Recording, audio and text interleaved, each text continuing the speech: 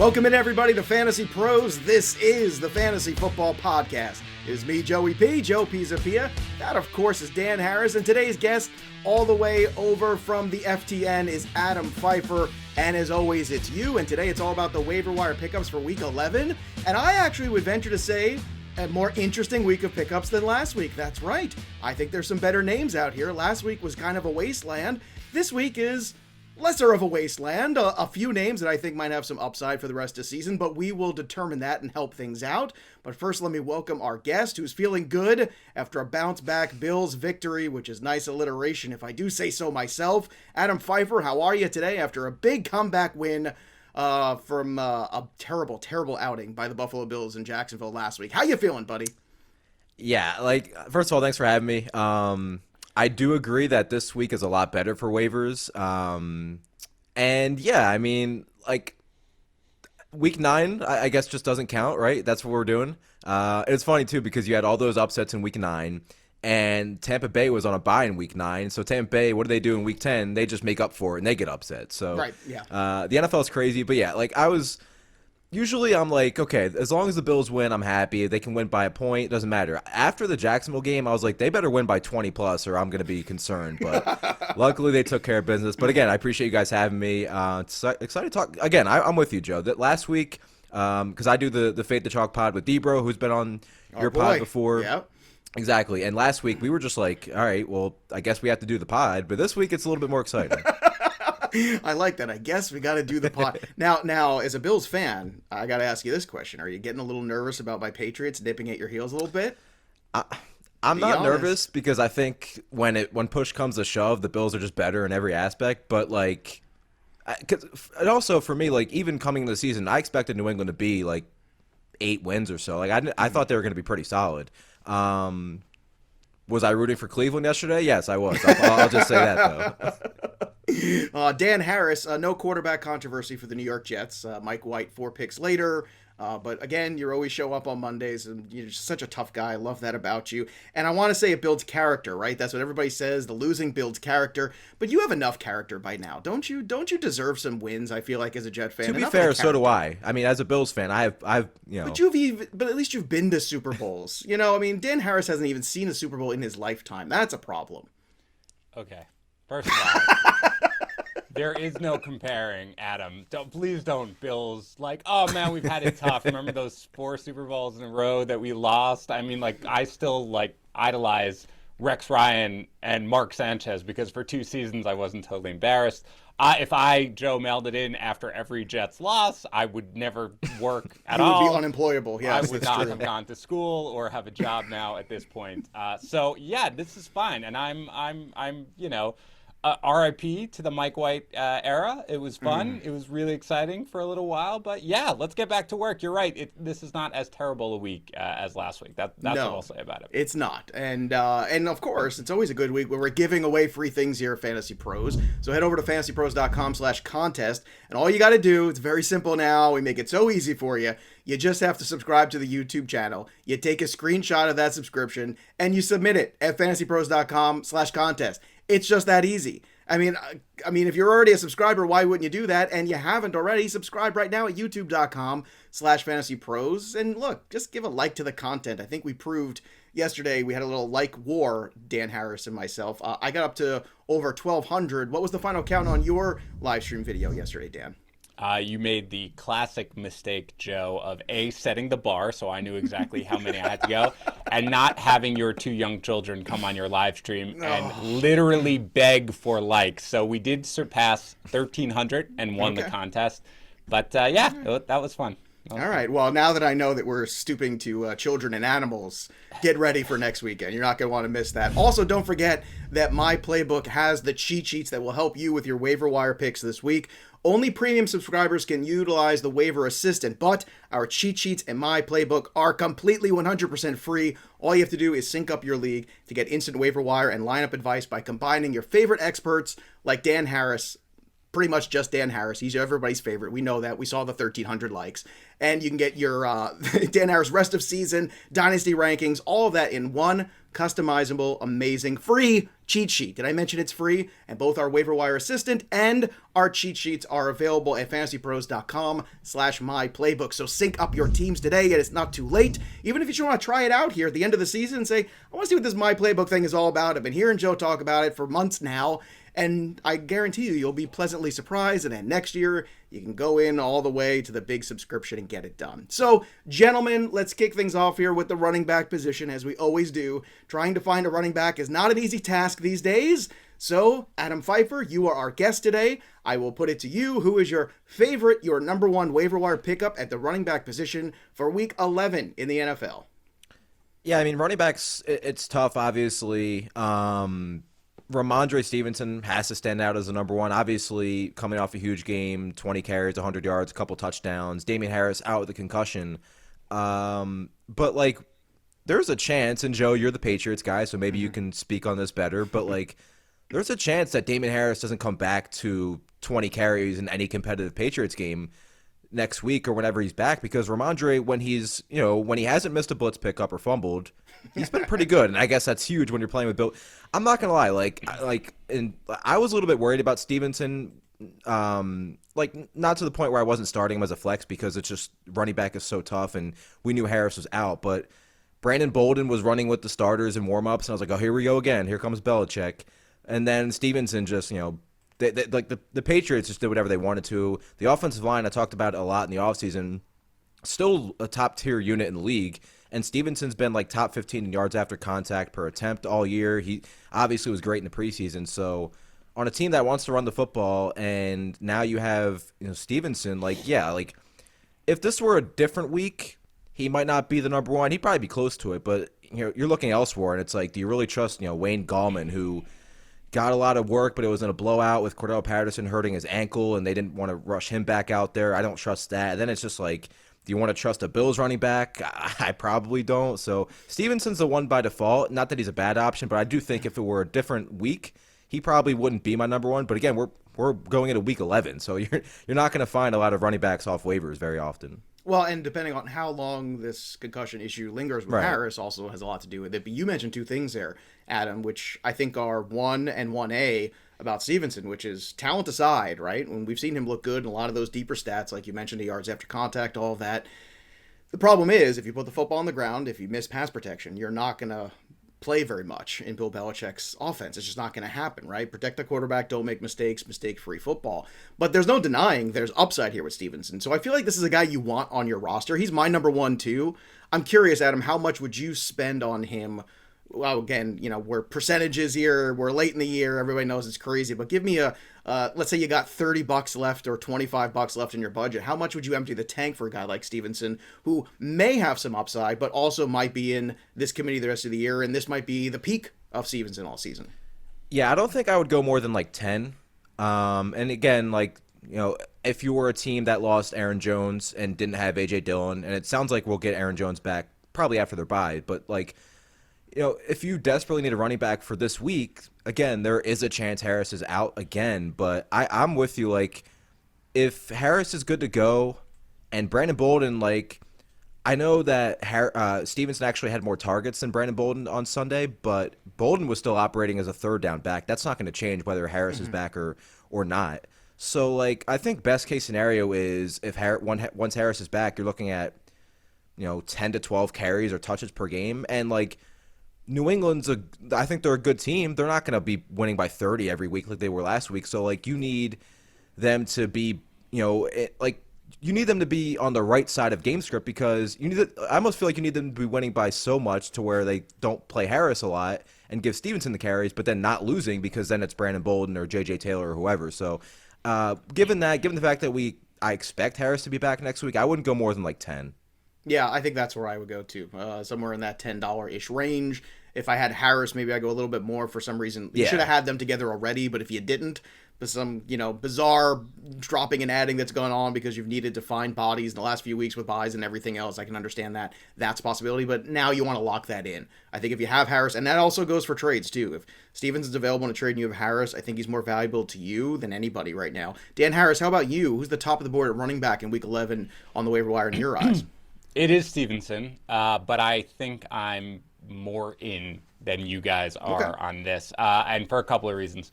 Number one, it's a Thursday game this week. True, right? That's a great call. The chances of him, being ready after the concussion are obviously slimmer than they would be if it was a Sunday game. So I think you get the potential opportunity, and we may hear today, oh, look, he's cleared, right? So who knows, obviously. But if he hasn't cleared by the time your waivers run, there's a good chance that you have got the starting running back on what is turning into a pretty elite running unit. I mean, Adam, you mentioned the offensive line. The offensive line at this point, when they are healthy, one of the best run blocking units in all of the NFL when they're fully healthy. They're backups, whatever, but when they're fully healthy like they are now, they're elite. You know they want to run the ball. They are running the offense the way they want to do it, which is have the running game really working, let Mac Jones pick and choose his spots, and he is executing that to perfection. So against Atlanta on Thursday, I want Stevenson because I think borderline RB1 basically. If Harris is out this week on a Thursday night against a tired defense here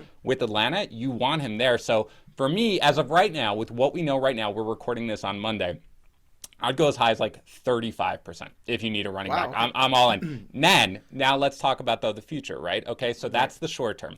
I don't think that Damian Harris is going to get Wally pipped here, right? I don't think it's like, all right, buddy, thank you very much. Does our audience even get that joke, or you? That's that from me and you. I do. I think I made it do you get it, Adam? Do you get the Wally pipped? I'm 20. I'm only 28, and I get it. There you go. But it's also because I've been in, the fantasy, doing fantasy content. So like every year somebody gets Wally pipped, and then somebody brings up the Wally Pip reference, and then I understand the Wally Pip reference. So the I best do thing get about it. Wally Pip is that Wally Pip is more famous for not being very good Yeah. than a lot of other people who are very good who've gotten lost to time, but not Wally Pip. See, remember that, boys and girls, that even if you're bad, be colorful. Why is this not? Why is it not now just called like Tom Brady or Drew Bledsoe?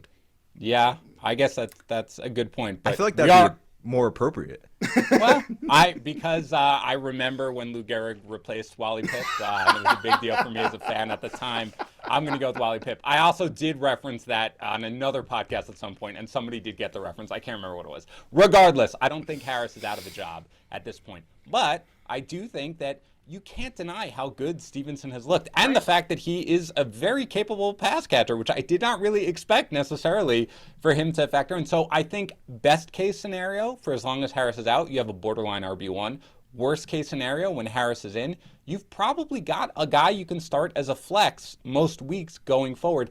And you mentioned the fumbles, Joe. Let's not forget that early in the season, Harris has lost 2 critical fumbles, right? And he didn't lose his job because they weren't trusting Stevenson at that point, but now they are. So you get Harris, have one more of those goal line fumbles, even if he's back, and maybe you do see him ride the bench. So for me, Stevenson, he was a priority at last week, Joe. We talked about it on the Waiver Wire show. He is a huge priority this week. I'm willing to go more aggressive on him, 35% for me. That's a great point, too, because I completely overlooked the Thursday night game, and it's like they play Atlanta, and Atlanta's obviously terrible. And then you brought up a good point, too, as well, along with that, Dan. Stevenson's been the one back they've had this year that's been kind of both pass catching and ability that they trust in between the tackles, right? Yep. When Debro and I would do the podcast in the offseason previewing the Patriots and Rhamondre Stevenson, he comped the situation to where like he has the best chance to kind of be both, and he kind of said he could be like the Rex Burkhead and the LeGarrette Blount. Obviously, dating back to past New England running backs, but like we've seen that like. When Harris is on the field, like they don't play him on passing downs. If he happens to catch a pass, it's because it's a check down on first or second down. But Stevenson has a better path, like you said, to actually, we saw in this last game. Yes, he didn't play a ton of third downs, but he got targets when he was on the field, whereas Harris didn't get those targets when he was the quote-unquote lead back. All right, so Stevenson, number one for all of us. You got the 3 different levels of investment. Dan's on the higher end. Adam, I think, is on the lower end, but I'm kind of in the middle there. But once again, everything is circumstantial now. And now you have an Aaron Jones injury. And that injury right there alone, if you're the Aaron Jones owner right now and you're looking around and A.J. Dillon is not on your team, Stevenson is a guy that you might be able to put a Band-Aid on that for at least a short period of time, for at least 1 week, maybe even 2. We'll see what happens there. Adam, let's go back to you for your number 2. Who is your second priority when it comes to waiver wire at running back this week? For me, it's probably Deonte Foreman as more of a stash right now, but the Titans offense, as we expected, is completely gross without Derrick Henry, and obviously Julio's on IR. Peterson surprisingly got the start in their first game on a short, with him not even being on the team for that long on Sunday night against the Rams, and I believe he started the game on Sunday as well. But Foreman led the team in carries, and I believe he played one more snap than Peterson. And Foreman's been in this offense. He was with them last year for a little bit down the stretch, obviously getting 2 to 3 touches per game, but he's obviously just at the point of their careers, even with the Achilles injury he's had in the past, he's way more explosive than Peterson. And the only thing that's really standing in Deonte Foreman's way of being a viable flex each week is goal line work. Peterson's still dominating all the short yardage work, and he was the running back kind of salting the game away at the end of the game. But if that changes, and it easily could, because we already saw the carries change, I mean, Foreman could be a 12 to 15 carry running back on a team that clearly needs playmakers on offense right now. So I think this is a situation where if you miss out on Rhamondre Stevenson, Foreman could have a Stevenson-type role within a week or two, and their matchups coming up. I think they have Houston coming up. They have some really good matchups for running back. So I think Deonte Foreman would be my number 2, and I'm sure we'll talk about him, but I already alluded to it. I'm not buying Wayne Gallman. I think it was totally game-dependent and situation-dependent with Cordell Patterson. That's a tough one. In fact, this week, when they ask us the question every week of Fantasy Pros, we do our little article there about who are the ones you're most concerned with, and Gallman's that one for me because it's very difficult to gauge. Was that the end of the Mike Davis experiment, and it just so happened to also be garbage time and also be this circumstance? Because I'll tell you what, I know like everybody else, we've all seen enough Mike Davis. Or is it like you said, is it just a little bit more of, well, it just kind of is how it all unfolded in a very ugly game and we shouldn't buy too much into it? That becomes a very interesting thing. I know all last week, Deonte Foreman was somebody that obviously Andrew Erickson talked at length about, more the style of what they like to do in terms of running a little bit bigger, more powerful running back than, say, some of the other guys they've got in that backfield right now. Dan Harris, who is your number 2 at running back position this week in waiver wire? I agree with Adam again. It is Foreman for me, and it's almost worse for him that the Titans just keep winning, because if they didn't, they might need to be like, all right, we really got to turn it over to the guy who we should be turning this backfield over to. And that's very clearly Foreman. You can't watch what we saw yesterday and think, you know what? I think Adrian Peterson needs more carries over a guy like Foreman at this point. He is by far the more explosive back. He can get the job done if they completely unleash him. But why would they? Because they win in this exact sort of scenario. So I do think that there is a possibility, at least, that they can sort of read the tea leaves and say, all right, this probably works better with Foreman getting more touches. If AP gets injured at all, then I think you'll have a much bigger role here for Foreman, because their offense really isn't changing that much. So for me, he's a distant second for me. I think Stevenson is clearly the guy you need to go after if you need help. Foreman is a guy who maybe you can start against Houston, maybe this week as sort of a flex play, but for the most part, he's more of a stash guy that you hope either the Titans come to realize that he needs more work, or something happens to Peterson where it requires Foreman to get more work. But he still is the number 2 for me, but he is a guy who it's like 5 to 7%, right? This is a guy who, if you're in good shape at running back and you kind of need a guy who could pop later on a little bit in the season, that's more where I'd go for Foreman. I think you hit it, Dan. I think it's more of a long-term play, which, again, we're running out of length here in the season, but at the same time, it is, and it's for the stretch run, it's for the playoffs. So if you're looking and you're saying, well, I'm a little worried about some of the running back depth I've got, but I've got a good record, maybe Foreman's that kind of pick for you. It is stunning to think that the Titans are 8-2. I don't know how that happened. I don't know how we looked up and we figured that out. Here's what I was going to mention. The Titans do keep winning. Their offense is bad right now. Oh, yeah. You look at the last 3 weeks, they are 30th in yards per play, only ahead of Houston and Seattle. And obviously a lot of that's, Seattle didn't have a functioning offense on Sunday, which was odd. And then the Geno couple weeks. So, their offense is bad. In the last 2 weeks, the Rams game, right? A pick 6, a short field after the other interception or fumble or whatever it was. So, and then last week, it was a lot of short fields. Deonte Harris fumbles the opening kickoff of the second half, and they get a short field. they're getting really bailed out by turnovers, which, again, their defense is playing well. But, like, just because they're winning, I still think they should look at their offense and say, okay, A.J. Brown had what, one catch last game? Mm-hmm. Nobody else, Chester Rogers, Westbrook Akina, like these receivers aren't going to change the game for us. Jeff Swaim, Anthony Ferguson, they're not the answer. And we obviously don't have Derrick Henry. And then Julio Jones is out for, 2 to 3 more weeks. Right. They need more explosive and, just playmaking ability on offense. And I think that's Deonte Foreman. So, again, like Dan said, hopefully, despite their winning streak and their winning ways right now, they just look at it and say, okay, we're winning, but how sustainable is this if we're averaging 4 yards? Oh, actually, the last 3 games, it's 4.4 yards per play. Like, that is abysmal. Do you agree with Dan, too, that Stevenson is kind of a tier unto himself, and then we get to Foreman, or are they closer to you? Okay, because I think we're all in agreement there as well. So Stevenson's that number one guy. If you have, like, waiver wire priorities and you have a chance there for running back, Stevenson should be that number one. That Thursday night game, like, I completely, like, I haven't gotten to the point where I'm looking at the schedule quite yet this week, and that changes so much for Stevenson because there's a good chance he's the clear starter again, but like we're in week 11. Like there's a lot of teams that if you don't win this week, you're done. And being able to have that running back in a good matchup, getting 18 to 20 carries is massive. Which brings me to my number 3. Excuse me, my number 2, which is Wayne Gallman, which I have right over Foreman. They were very close. I kept flip-flopping back and forth, and then that Thursday game for me was a bit of a tiebreaker, but also I do believe it's the end of the Mike Davis experiment. I think it should be the end of the Mike Davis experiment. I think when you get your rear end handed to you in a game that a lot of people thought the Falcons had a fighting chance and the defense had been playing a little bit better of late, and they started to look like maybe they were a better football team, and they just get absolutely embarrassed and obliterated. That game was over at halftime. I think you got to shake some things up. I think you have to look elsewhere and realize that you have tried to get Mike Davis going. It has not happened. I think it's time to try Wayne Gallman. And not that Wayne Gallman is special by any stretch. I don't want to confuse things. He had a good run last year when he was taking over for Saquon Barkley. Yeah. He had a good 6 weeks there where he was scoring some touchdowns. And look, even if you could just get that touchdown equity, that's a huge thing, potentially. And the Falcons have a problem right now because, as you alluded to, Adam, they are a team that is also on that precipice of being irrelevant in the next 3 weeks, depending on where things go. This is kind of a must-win game in a lot of ways for them, and it's a tough matchup against the New England Patriots defense, who's played very well. So for me, you're going to have to run the football a little bit, and Wayne Gallman at this point, you might as well give it a shot because I know he was late to camp. I know they was a late signing, a late pickup for them. He certainly have 10 weeks here to absorb the playbook, so you might as well go to him. Who is your number 3? Just out of curiosity, Adam. It's close between Gallman and, like, I want to say Ty Johnson just because there's been such a nice role in the passing game for him with Mike White under center. Like 50% of Mike White's pass attempts have been 0 to 9 yards, so the short variety.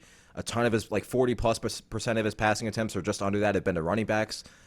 The problem is Mike White, in fact, is not the best quarterback of all time, and he did not play well on Sunday.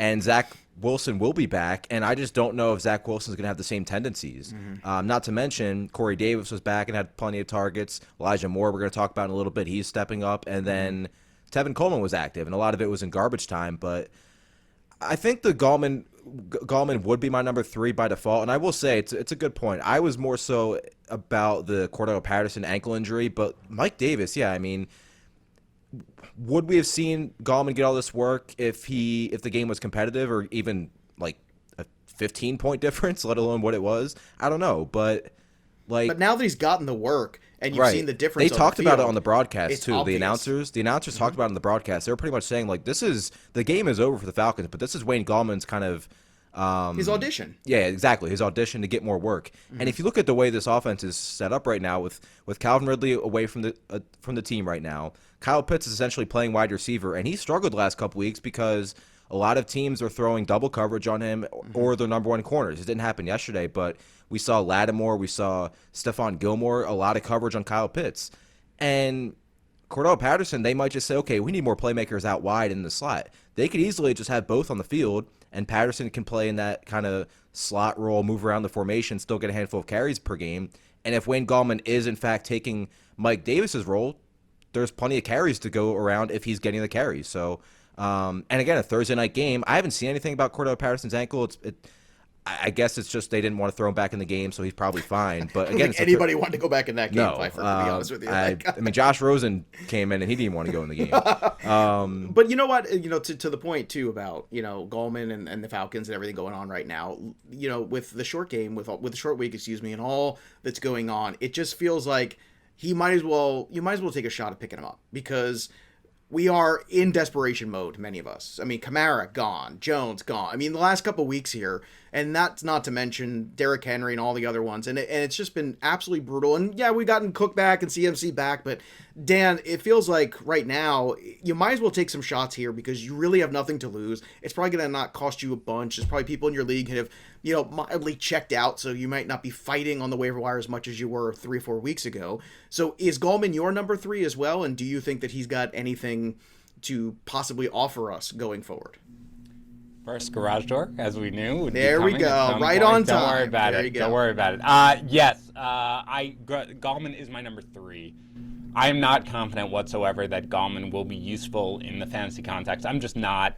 Just because, Mike Davis has been good, but I don't know whether or not Atlanta can run the ball at all. I mean, even Cordero Patterson, his success hasn't come that much as the running back so much as it has been in the receiving game. So I'm not that confident. I don't know necessarily that this was anything more than just, all right, this game's over. We're just turning it over to our backup running back and letting him go. And yeah, great, you look great against a team that's basically like, okay, this game is over. We're just going to kind of hang back and let you run a little bit. But Adam has mentioned Patterson had the ankle sprain. It's, again, the short turnaround here, so maybe he's not ready to go, in which case you could probably get away with starting Gallman.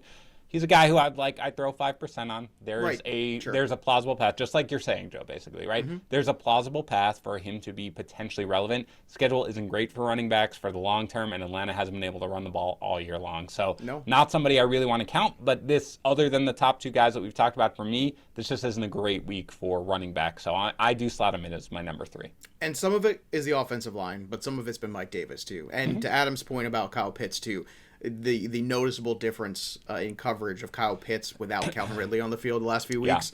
That is, and it's sad to see, because number 1, obviously we all want Calvin Ridley to get right, number 1. But number 2, from a football standpoint, it is frustrating to see, because you started to see a little bit of the emergence of the superstar version of Kyle Pitts, because teams had to account for Ridley and Pitts at the same time, and now that's not happening, and that is very unfortunate. And it's something to consider right now as you approach a lot of trade deadlines in your leagues, if you haven't already, to make sure that maybe you take that into account of what's going on here. Dan, before we close the book on running back here, anybody else here you think is worth picking up, worth a couple bucks here and there this week? I mean, not really. Like, I can see. I mean, it's the truth. No, it's true, you could add Ty Johnson, but Adam sort of, gave the pros and cons of that. You could add, Eno Benjamin, which I don't think you can really take away that much from a game where the Panthers just totally blew them out of the water. So we don't know necessarily how that running back, workload is going to be split up. And maybe Latavius Murray, just because we do not know what happens when Latavius Murray comes back to this Ravens offense. You would think that he probably doesn't get that starting role or the big share of the Ravens running back carries, because Devontae Freeman has looked pretty good overall, but he's at least worth adding. But these guys are all just sort of something where it's like, I wouldn't even put in a waiver claim, or I wouldn't even put in a fab bid for them. And then if everything ran and I could just pick guys up willy-nilly, I might add them. But those are the only other guys who I might look at, but not strongly at all. All right, I know you mentioned Ty Johnson, who is another guy I've mentioned a few times, but I kind of want to copy and paste, Adam, what you said and bring it over to talk about Elijah Moore in just a minute, because you could say the same thing too. Well, we've seen Ty Johnson, we've seen Elijah Moore these last few weeks start to emerge, but what does that mean when Zach Wilson comes back? Before we get to that and close the book on running back, is it Murray? Is it Eno? Is it anybody else for you, or you think, like Dan said, it's just more desperation, just wait after waivers run and maybe just pick them up for free? Yeah, I mean, it's you probably don't have to be politically correct here. You could say it sucks. It sucks. It's okay. Say it. It's terrible. And as a Bills fan, I was kind of happy. Like, the Bills running game has not been getting going all year, and they activate Matt Breida. And Matt Breida has way more bursts than Moss and Singletary, but it's like, which is you're not pathetic, by the way. Yeah. And it's like, but it's at the end of the day, you're not playing Matt Breida. Yeah. He didn't play a lot of snaps, and still a pass first team. So if there was one running back that we didn't talk about that's on this list to stash, it would probably be Eno Benjamin, just because Chase Edmonds won't be back for a few weeks. And we'll see what happens to this offense when Kyler's back. And like if he can get even somewhat of Chase Edmonds' role, that'll be somewhat valuable. But other than that, it's not exciting. I'll tell you what, man. The last time you were excited about a Buffalo Bills running back was probably Shady McCoy. That's a while ago. Yeah, and I was team CJ Spiller, top 10 running back. Yeah. That was not a good year. Admitting it is part of the healing process, Adam. That's what we got to do. Let's switch gears over to wide receiver, and I kind of let the cat out of the bag already, but let's talk about the cat, and the cat is Elijah Moore at the top for me personally. Dan, we talked about him last week, talked about him the week before. It feels like the kid is figuring it out. I understand game script probably is going to be in the negative side for the Jets, where they're going to have to throw the football more. But what changes when Mike White and Josh Johnson aren't throwing the football and Zach Wilson is, that's been the one thing that keeps holding it back, but he's still 43% rostered. That means in more than half of leagues, he's still available. I got to add this guy. I think he's my number one add this week. I would go up to 10% just to see. I don't care about Davis or Crowder or anybody else. I think Elijah Moore is the talent that I want on my bench, and maybe over these next few weeks, he continues to grow and get better. Dan, who is number one at wide receiver for you? It's not Moore, but Moore is third, but it's very close for me, and I can explain my concerns about Moore if you want. One is Gallup, Michael Gallup for me. Me and Dan are on the same page today. I mean, it's like right there. You're me just like 30 years ago, which is great. So I think that with Gallup, we've been recommending Gallup as a pickup for weeks, because once he was activated off, injured reserve, we wanted to see what he can do, and now we saw him in his first game back and looked pretty good. I mean, it's a game they dominated the whole way, so you can't draw too many conclusions. But 5 targets and 3 catches and just got involved. I think there were a couple of things that I haven't seen the split in terms of the personnel they ran, because I know, again, they had moved a lot from more 11 personnel like they had run in previous years to more 12 personnel, but now Blake Darwin's not there. I didn't see it very much. I mean, I did see a lot of 2 tight end sets. Honestly, Dan, I don't think from that game, because it was such a blowout, you could take whatever you saw anyway as good stats. So because the whole second half of that game was nonsense, so no matter what the percentages are, you almost kind of throw them out. It doesn't matter. Yeah. And I think, in the preseason when I got really excited about him, you saw him rotating in the slot a little bit and Lamb outside, and you didn't see that, in week 1 when he played or in this game. But I don't think it matters. I mean, the offense, I think part of the reason the offense looked so good is because when you have all 3 of those wide receivers out there, plus Schultz, plus the running backs, man, that is a good team. So I do think that Gallup is probably going to slot in as, I don't know, how low, would he be? Maybe a pretty high-end flex play, but at probably more like a low-end wide receiver 3, a guy who you can pretty much start each and every week in a high-powered offense. I'm adding Gallup where I can. We've been recommending him for a couple of weeks. Now they finally played and justified the reasons we were saying, so he is my top add. Yes, he did finally play. I have some reservations, though.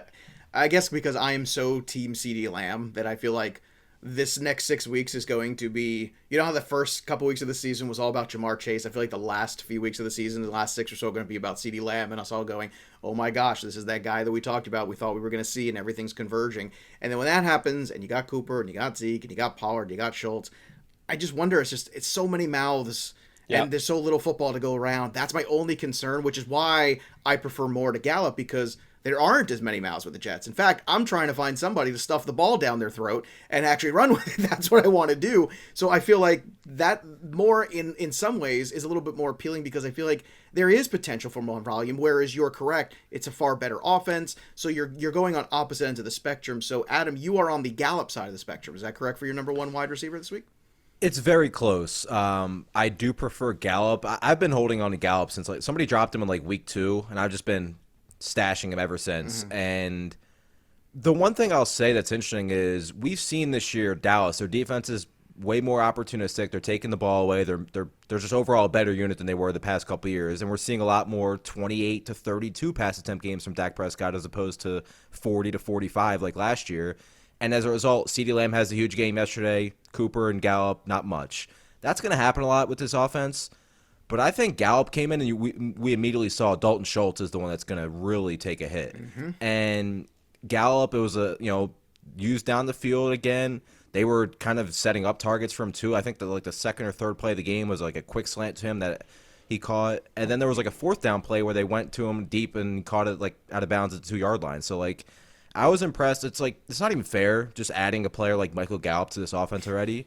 And a guy playing for a contract, Pfeifer, too. Yeah, that's a great point. Mm-hmm. And I just think he's an incredibly talented player. And, like, there's games coming up in their schedule, right? The Chiefs this week. That could be a 40-pass attempt Dak Prescott game. So, like, there's just so much upside to have him on your bench. And you feel really good, putting him in your flex if you have to.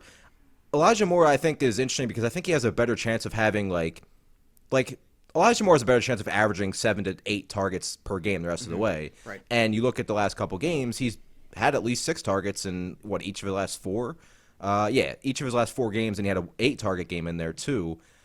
I just don't know what to expect with Zach Wilson because, again, it's not even a great example because when Zach Wilson was starting to begin the year, Corey Davis was clearly his guy like he was in the preseason, but Elijah Moore was kind of banged up. He was being eased in. His snaps weren't that high. So it's really close to me. I just think there's a little bit of a higher ceiling with Gallup. You could make the argument, though, that Elijah Moore might have the safer floor just because with Dallas, you're hoping that the game script requires him to throw a lot because Gallup's, at best the third or second option. And I agree with you, Joe. I think CeeDee Lamb's clearly the one in this team now. Whereas the Jets, if they're losing, it's another. Sorry, damn it! It's another Sunday in the NFL. So we expect I did not them to be sign up for this. Okay, I did not know. Right. But my point is, we expect them to be trailing a lot, so I think there's a better chance of him getting 7-8 targets on a weekly basis. Well, since the bye, PPR formats, Elijah Moore is wide receiver 36 week 7, wide receiver 27, wide receiver 1 week 9, and wide receiver 23. So you're getting basically somewhere, around a wide receiver 2-ish with a little bit of sprinkled upside, which is exciting to me, which I think with Gallup, you're right, Dan. He is a kind of a flex guy who has that wide receiver 3, whereas I think Moore has just a little bit more to offer. No pun intended, but I think it's team dependent too. It is team dependent. If you're a team that needs a reliable floor for that a is starter, also a good point too. Elijah Moore's your guy. And if you're looking at it, you're a first or second place team, you have really good options, and you're like, okay, Michael Gallup's available. Like, I'm getting a starting receiver for one of the 3 best offenses in the NFL. Yeah, I'm gonna pick him up and just stash him because he's got immense upside, and B, I don't want anybody else in my league getting him. So how much would you spend percentage-wise on Gallup and Moore just to kind of end these guys and move on to the next 2, Adam? I would say at least 15% for both. Okay, how about you, Dan? What's the range for these guys? Same? So I'm at 15% for Gallup. I'm at 10 for Moore. Can I make the case against Moore real quick? Sure. And again, I'm adding you him. Self-loathing Jet fan, you. He's Go my ahead. third wide receiver, but there is a difference for me, and here's really the reason. First of all, Moore would have been completely irrelevant yesterday against an admittedly very, very good great secondary, pass, best in the right? league probably, but yeah. If not for there's no probably, by the way. If not for a total garbage time Joe Flacco touchdown, right? So Yes. before we get really excited, be like, hey, Moore did it again, baby. Other than total nonsense, he's and his second irrelevant. touchdown and the Thursday game came super late too, so he still had a good game. But what's the theme? And to be fair, there's going to be a lot of garbage time late game. In the words of Letterkenny, to be fair, Right. yes, to be fair, this is going to happen a lot where teams are going to let up, and a guy like that who is really gifted could have some more moments. It's funny, had it only happened once, I could say, okay, whatever, but it's a trend, and I think when it's a trend, it's something we should be aware of. But the thing for me really is just how much he played now that Corey Davis was back. And it was sort of what's going to happen when Corey Davis comes back? Is he just going to maintain sort of being in there every snap? He wasn't. It was Corey Davis in there every snap. It was Jamison Crowder in there every snap. And then it was Elijah Moore and Keelan Cole kind of rotating in and out. And that's why he ran half the routes that Corey Davis ran and that Jamison Crowder ran. And he got, fewer targets than those guys. That's really what my concern is that, look, if I were the Jets coach or in the Jets front office, I would be like, look, guys, I hate to break it to you, although we are not mathematically eliminated from the playoffs yet, we're probably not going to make it this year. So let's start digging into what our future looks like. And our future is Moore. Let's feature him. Let's make sure he is. And I just don't see that, or I didn't see that in this game. So as much as I'm encouraged by the fact that, yes, he caught another touchdown, that's great. What I really wanted to see is how many routes is he running, how many snaps is he playing, and it was a little bit down this week as compared to what I expected. That's, Joe, the only reason that there is a little bit of a dividing line between the 15% Gallup and the 10% Moore. But I would add him definitely, and I think he can eventually get to the point where you are starting him every week. All right. Well, look, the last few weeks he was absolutely startable and way better than some guys that we quote unquote felt more comfortable with. And sometimes you gotta stick with the trend, even though sometimes we know this theme of the season has been logic has not been our friend. We have applied a lot of good logic to a lot of these games in the last few weeks, and it has gone basically completely out the window. So that being said, those are the first two guys. Give me the rest of your top 5, or however you want to rank them, of the guys that you have priority, Dan, this week on wide receiver in Week 11. So I will say that actually Darnell Mooney is my number 2 over Elijah Moore. Excuse me. I didn't so even sorry. Say, no. I rescind my earlier Elijah Moore love for you. I hate you. I know. But yeah, so Mooney is there just because, again, with Justin Fields clearly playing much better right now, right? Over the last 2 weeks, finally they're like, oh, let's get you out on some designed run. Let's have you use your legs to sort of weaken the defense. Mooney has sort of gone from a guy who you might feel a little better about, generally speaking. Everybody wants Allen Robinson to be the thing. Darnell Mooney kind of is the thing as opposed to Robinson. So it's not a great remaining schedule for wide receivers or anything, but it's not terrible. So Mooney is the guy who, again, 1A and 1B here with Elijah Moore. And again, really the top 3 are all there. After that, it gets ugly for me, Joe. I don't know if you're like, ooh, I like it. There are some intriguing names.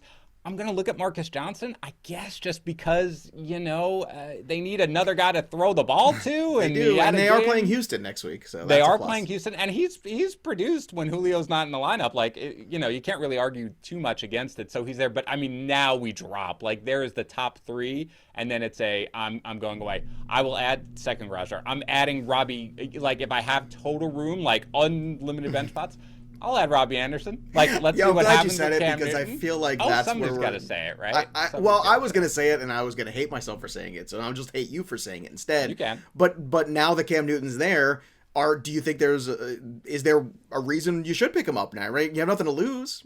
Well, I'm not targeting him. I'm not like, yeah, Robby Anderson is back, baby. But this is sort of at least what we have here is we have seen Robby Anderson be a very productive receiver in the NFL in both real life and fantasy. Mm-hmm. We obviously saw him score a touchdown in this game. Now, we've seen Cam Newton throw the ball quite a bit over the last few seasons. I don't think any of the 3 of us would feel particularly encouraged by what we have seen, but nevertheless, I do think maybe you add his rushing ability in there, the way they're going to run the offense, maybe that opens up more lanes for Robby Anderson. Maybe Newton has an affinity for Robby Anderson. Maybe it could happen.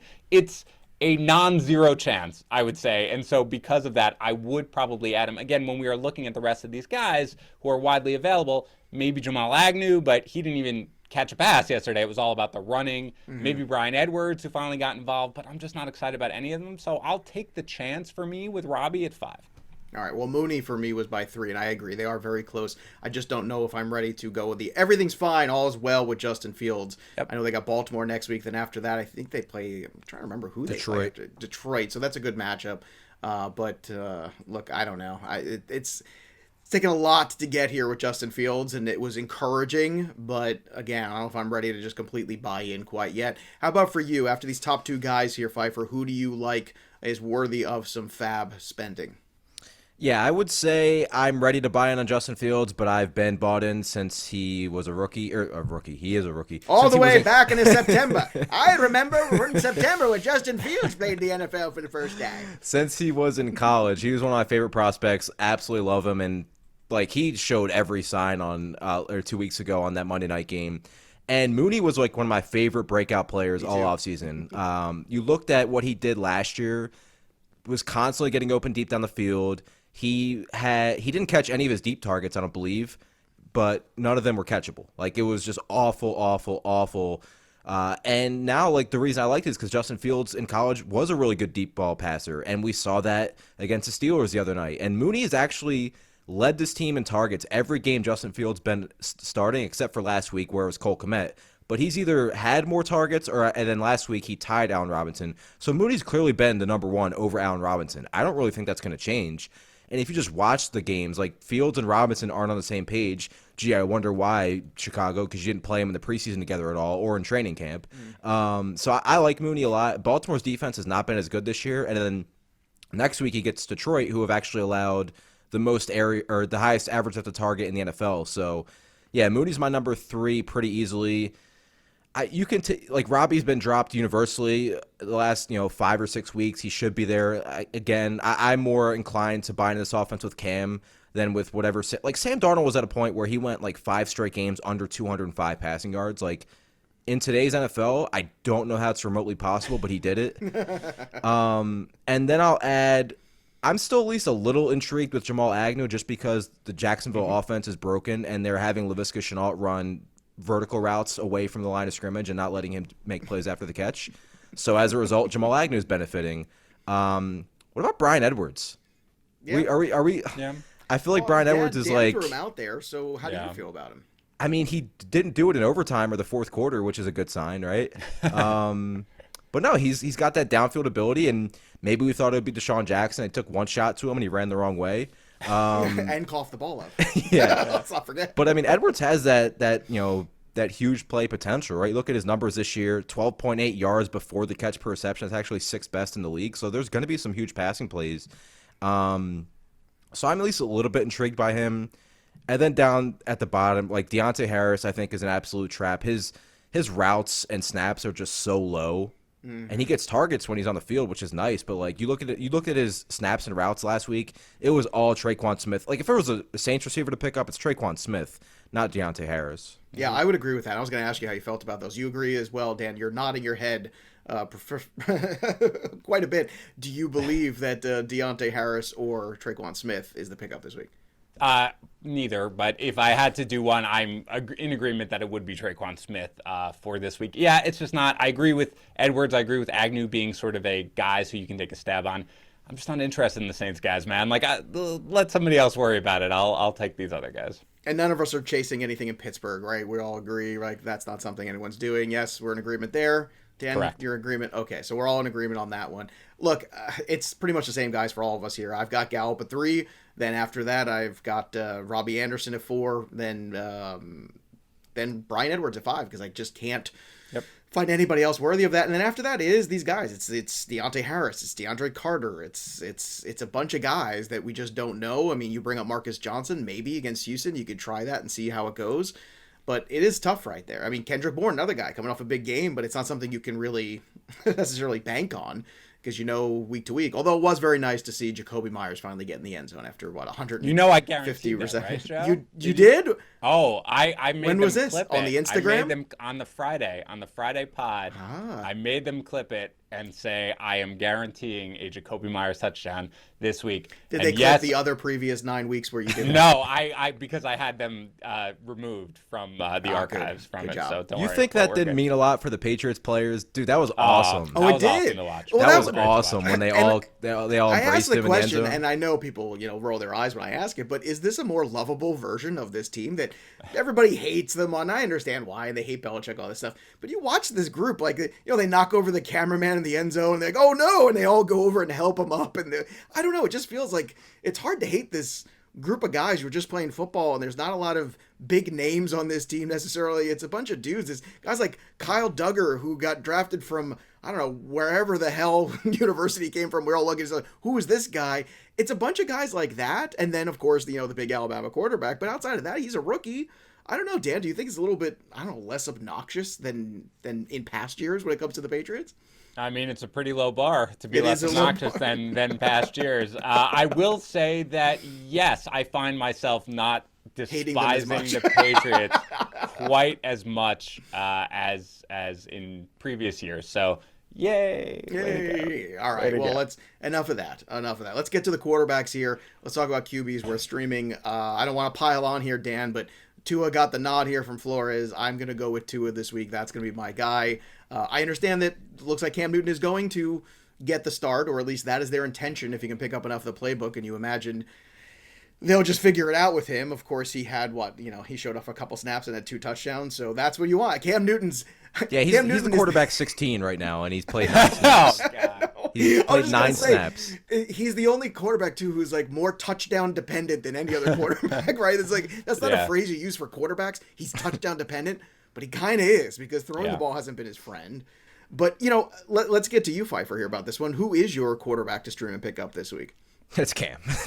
Okay, so what does that mean, and what does that mean for these other wide receivers, including not only Anderson, who we just touched on, but also DJ Moore? Yeah, so again, it's obviously under the assumption he starts, which it sounds like they're going to give him the opportunity to. I think Cam is. I've always thought Cam, like, I'm a huge Cam guy, so like I'm always going to be really really high on Cam. Like DJ Moore, it's somebody asked me like what to expect from DJ Moore, and I said like it saddens me to say I just don't know, because McCaffrey comes back and they immediately funnel everything to him. He caught all 10 of his targets. Like they still like have some design plays for DJ Moore. I think he had a deep ball that was he drew a pass interference penalty, but like it's just not going to be the same as the early part of the season where we have an advanced stat at FTN. It's for receiving. It's a first read targets, and DJ Moore was like among the league leaders the entire first 5 or 6 weeks of the season, and he's still kind of leading this team in targets at receivers pretty easily. But McCaffrey helps the overall offense, but it's going to take away targets obviously from DJ Moore. But the overall offense, obviously, like they're good. They obviously use Cam in short yardage packages and at the goal line last week, and that's going to be the case when he's starting at quarterback for the entire game. I think he's going to be good enough to get, like the quarterback change isn't going to all of a sudden have DJ Moore go from where he was a low end 1 to start the season to now he's like a 3. He's not going to go back to a high end or low end 1. I just don't think it's going to happen for him. But I just think Cam, the team, obviously, like they're all in for Cam, and they're rallying around him, and I think the offense they can rally all they better. want, but from a passing perspective, he has been less than thrilling, even at the end of his Panthers days, and obviously last year with the New England Patriots was not a very thrilling version of him. And Dan, when it comes to quarterback for you, I wonder how 100% he, like, I don't know if he's 100%, but he had the shoulder and the foot, and I wonder, being away from football, I wonder how healthy he is, and I think that can make a huge difference. And that is a great point, and he certainly looked fresh in the legs yesterday. That is the one thing I will say, but I thought he looked kind of fresh in the legs in preseason with the Patriots. He actually looked very good running the football. So to me, it is very difficult to gauge here, because it's very easy to fall in love with the past of Cam Newton and the name brand value, and then maybe get a little disappointed in it. And I think that's what I continue to say, the same thing with Odell Beckham. It's the same thing where we keep living in the past with these players instead of realizing where they're at in their age, where they're at in terms of their skill level, and there's decline that happens with these guys. Now, sometimes there's rebounds. We've seen that, where guys we left for dead have come back and really had good fantasy seasons, or good runs at least. So is there a quarterback for you, Dan, that you think is good enough for this week to stream with some of the injuries and bye weeks and things that we've got coming up? I mean, I think that we've hit on the two guys that you want to be adding, which is Tua and Cam. And I do have Cam first, just because I think, I do expect him to start this week against Washington. And the best part is, guys, like, maybe his shoulder is still shot, right? Like, maybe he still can't throw. We just said he was QB 16 after playing 9 snaps. And I do think that you're going to see him factoring around the goal line, because that's what he has done his entire career, and there's no reason for them to get away with that. So I mean, if Sam Darnold was doing it at the beginning of the season. And look, the one thing, I mean, I think what I'll say is, like, I don't really think any of these guys are going to be QB1, going forward. No, there's super flex plays, obviously, that you feel pretty decent about. You could probably get away with Tua against the Jets next week, as my guess is he'll probably finish around QB 12 or something like that as a borderline QB1, just because the Jets defense is so, terrible right now. And Cam really is a guy you can start in, like, if you're in one of these deep leagues where you've been struggling at quarterback and people are rostering, 2 quarterbacks in every league, then you can do it. Both of those guys are the pickups. I am prioritizing Cam for this week and for the future, but you can really get away with either one. All right, let's go to tight end. Last week, Tyler Conklin was my guy. This week, Tyler Conklin is my guy. Why isn't everyone picking up Tyler Conklin? I don't know what's going on. Why do people hate Tyler Conklin so much? He's 34% rostered. I don't understand. Can we please elevate this guy? We're all waiting and plugging this guy and plugging that guy into tight end. Conklin's pretty good. Dan Arnold, obviously a very popular ad as well.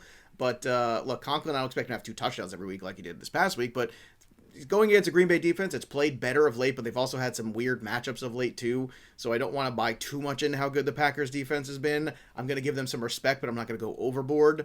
I just think that this offense a little bit, with Dalvin Cook now healthy, is starting to find its legs a little bit. And Dan, if you recall, we sat there on the Betting Pros pod, you and I. What was the upset special of the week for Joey P last week? Minnesota going into the Chargers. Yeah, go back and listen, baby. Let's go. Upset special, plus 124. Did you get in on it? No. I took them on the spread. I You did? On that. Yes, I did. All right. At least you got that. All right, so who is your tight end this week, Dan, that you want to stream?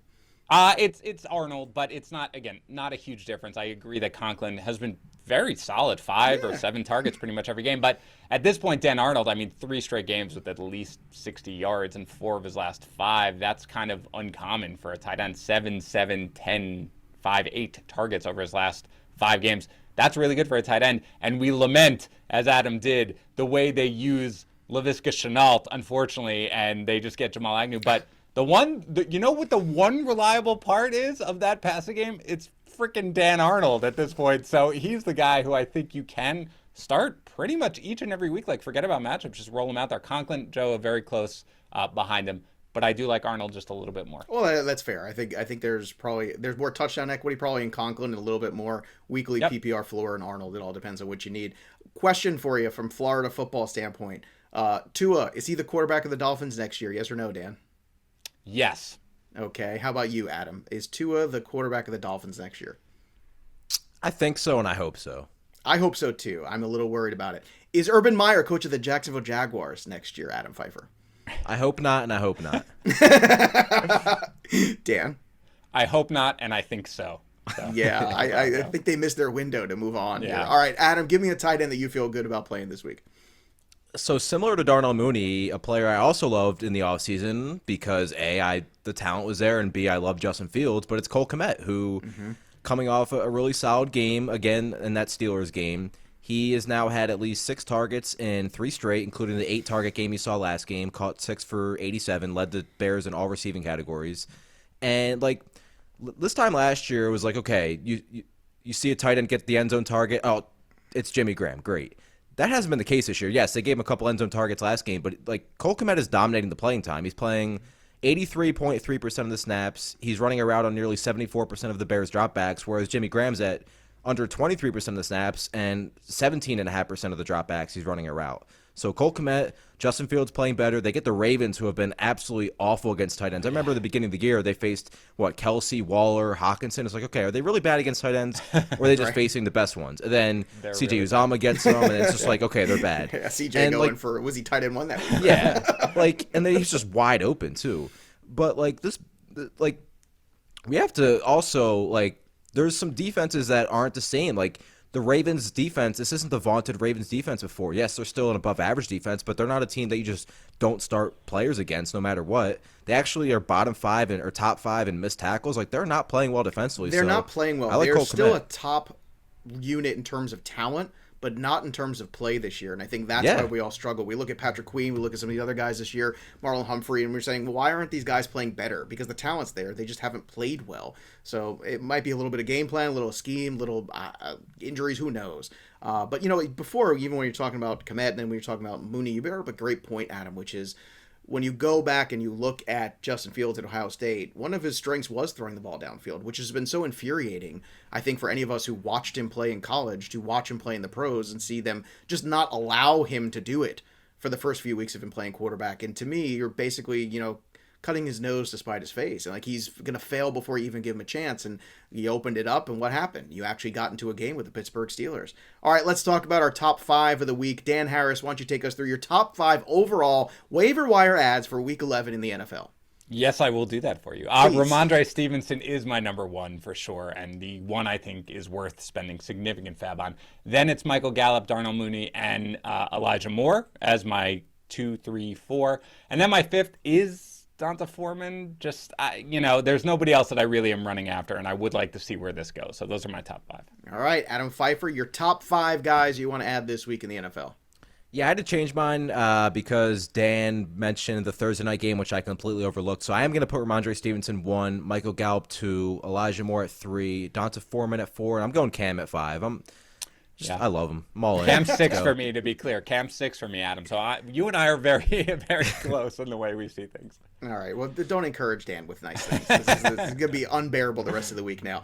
My top 5, I actually changed to a little bit after our conversation's been mulling back and forth all morning.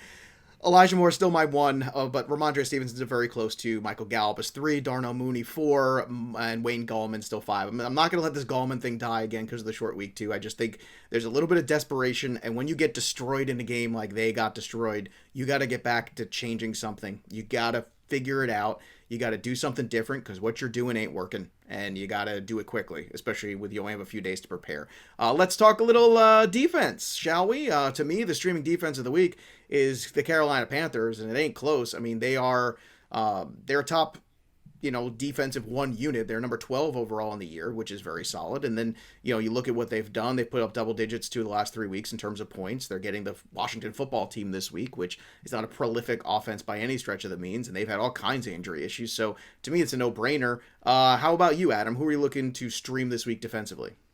Yeah, I got to go with the Dolphins. I mean, they were really impressive against Baltimore last Thursday. A lot of it was they just blitzed like crazy. Their defense was bad in the beginning of the season, but Byron Jones and Xavier Howard missed a lot of that time.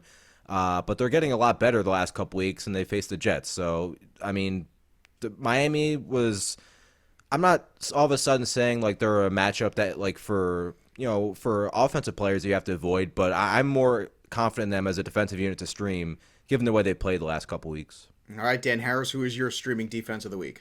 I'm in agreement with Adam again, unfortunately. Yeah, it's Miami for me. Again, I think that at the beginning of the season, we thought this defense would be probably one of the better units, and they played terribly all year. But the last 2 weeks, right, that's the thing. Like, we threw out one of them because it was against Houston. But the last 2 weeks, they played very well. Their secondary. And again, you get the Jets. That's a matchup you want to attack. So Miami is the number one.